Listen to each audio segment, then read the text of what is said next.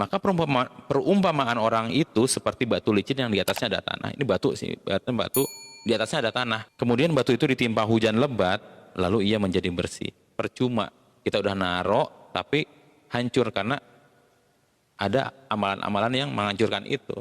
Ibarat batu ada tanah, tanahnya hancur sama air hujan. Lalu menjadikan ia bersih, maka batu jadi bersih, tidak bertanah. Mereka tidak menguasai sesuatu pun dari apa yang mereka usahakan. Nah, setelah kita beramal, mereka nggak nguasain katanya. Mereka nggak bisa kontrol. Karena apa? Ya itu tadi, ada amalan-amalan yang bisa ngegagalin pahala mereka. Dan Allah tidak memberi petunjuk kepada orang-orang kafir. Ini surat Al-Baqarah ayat 264. Ayat ini menjelaskan bagaimana pentingnya kita beramal dan jangan disebut-sebut amal kita.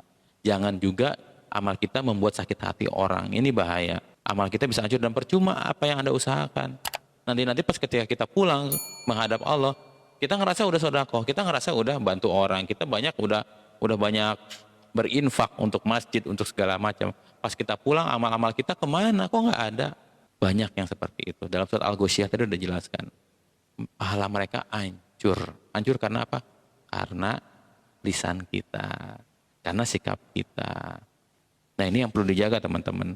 Artinya ria apa sih? Ria itu menampakkan ibadah kepada orang lain agar mendapatkan pujian dari manusia. Tapi kalau ketahuan gimana Ustadz? Nggak apa-apa. Kalau kita ketahuan, yang penting awal niatnya kita adalah pengen orang lain nggak perlu tahu. Nggak usah tahu. Tapi tiba-tiba ketahuan, ya nggak masalah, tetap jaga niat kita yang paling penting. Karena di beberapa ibadah memang ada ibadah yang terlihat, ada yang tidak terlihat. Ada ibadah-ibadah yang bisa terlihat. Contohnya apa? Sholat wajib. Sholat wajib memang harus di masjid. Jangan sampai kita terhindar dari sholat di masjid karena apa? Karena takut ria katanya. Enggak. Itu memang harus ditunjukkan. Itulah kekuatan umat muslim. Di saat sholat wajib, ayo bareng-bareng ke masjid. Buat laki-laki.